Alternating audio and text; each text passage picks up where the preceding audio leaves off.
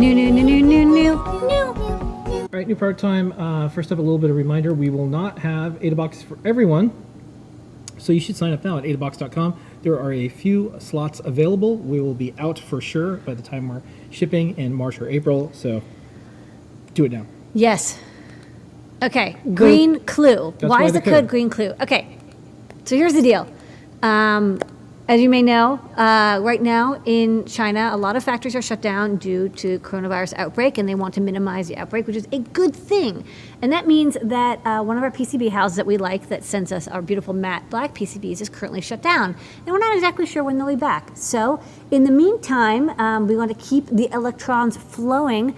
We're going to have some of our PCBs available in green. This is a special edition. Think of it that way until we are able to get back to our beautiful Adafruit black. Green is still perfectly fine. It's like also kind of unique because we almost never do green PCBs. So here's the clue. It's green for Earth. It's green. And it works just the same. It's just green. But if you are wanting to pick up a clue and for the alpha version, you might get a green one. You might get a black one. Can't really control which one you're going to get. So just be cool and flexible. And if you really, really need a black one, hold on. Then please hold tight. Sorry, it's not focusing. Hold on. This is a new thing. If you really need a black one, please just hold tight, and we'll get black PCBs soon. If you don't care, order one now. Yeah, and this is a shout out for Bill who just mentioned this. This is the AT Makers Edition. Yes, that's so right. There you go. That's why it's green. That's why it's green. All right, cool. Next up. We've got these silicone wires now with DuPont premium male headers on each end. These are great for making jumpers onto your breadboard, but unlike our plain wires, these are silicone. So I'll show them on the overhead. So you get 40 and they come in different colors. And they're silicone, so they're really temperature resistant, and they're very, very flexible, and they're nice and durable. So they're a little bit more expensive than our plain PVC coated wires, but you know they're silicone, so that's what you get what you pay for. But I like them. Next up. We have an update. Pimoroni has finally released the Pi 4 version of this Picade console. So they have a version that's like an all-in-one kind of arcade cabinet. This one, you put the Raspberry Pi 4 inside, you have all the wiring, there's no soldering required, and then you can connect it up over HDMI, as you see here, to whatever monitor or TV you'd like. We've sold this for a bit, and it's just now updated for the Pi 4, which we recommend because, of course, it's going to be a really great emulation experience with that high speed. You can pick any amount of RAM for the Pi 4. You don't need like the one with 4 gigabytes of RAM. One gigabyte is plenty. But pick it up. I know we've been out of stock of this for a bit, and we're glad to have it back and updated. Next up. We got this little chip. This little chip is a motor controller. It's an H-bridge, and I like it because it's just an 8-dip, breadboard friendly, has a single H-bridge in it, 2 half bridges. So it's perfect for controlling a motor. It runs from like 2.5 volts up to 12 volts. You can use any voltage for the motor and then use a 3-volt signal to control it. Just give it PWM signals or on and off signals. And it's a really easy way to control a motor. Okay, and do you want to show this little motor demo? Yeah, it's a demo. So this is just me, showing it. I'm using a Feather with some Arduino code or CircuitPython code. See, the wiring is really simple. Just needs a couple power wires, a couple ground wires. And you can send signal to turn the motor on, off in either direction. It's just the H-bridge. You have to provide the PWM signal. Okay, and next up. This cool case. It's a Lego compatible case. We have a similar case, but they came out with a version that is Lego brick compatible. So it's got Lego brick compatibility on the top and the bottom. So you can put bricks on top. You can put it on top of some bricks.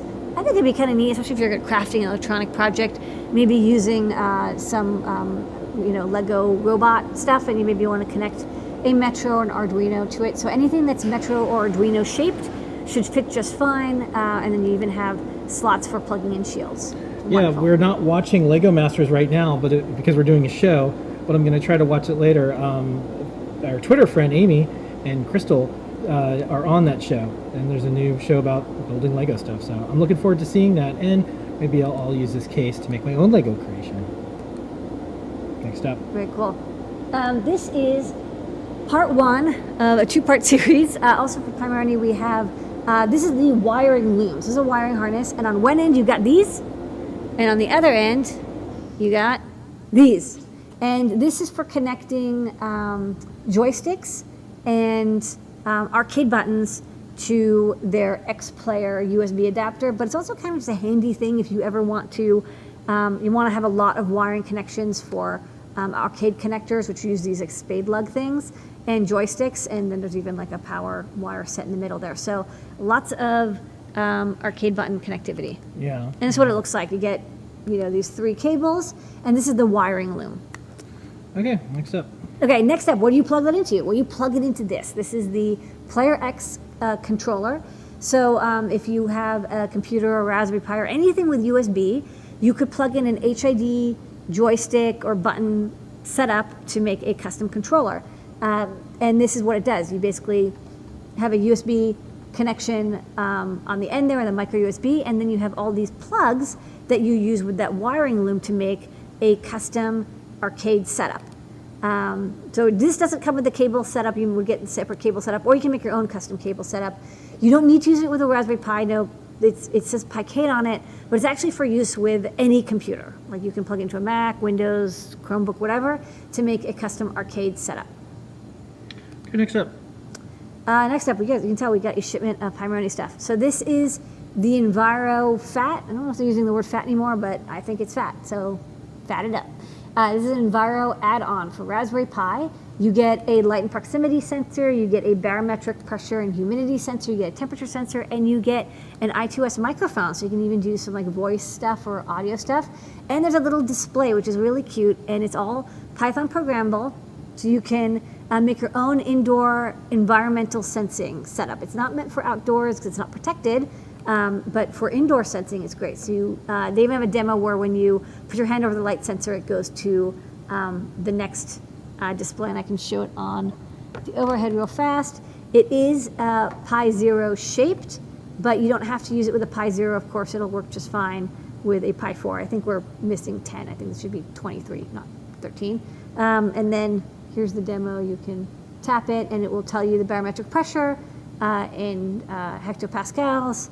And then the next one is, you know, the humidity percentage, pretty dry in here, and the light levels as well. So really neat and easy to use. Pair this up with Adafruit I/O maybe, or some other data logging service. You can get environmental data from your home onto the internet, or just display it on this nice screen. We also have two square displays from Pimoroni. This is their HyperPixel square kit. Let me see if I can get this booted up while I chat about it. So these are 720 by 720 pixel displays, and there's two versions. One has a capacitive touch and one doesn't. You pay a little bit more for the capacitive touch, but they both look beautiful. So this is the capacitive touch showing off the demo. And it's full 60 frames per second because it uses the native, it uses like almost all the pins on the Raspberry Pi, but it does that so you can have like a direct TTL display connection. And it's cool because they're square. So it's 720 pixels by 720 pixels, which is a pretty good resolution. You can definitely see a desktop.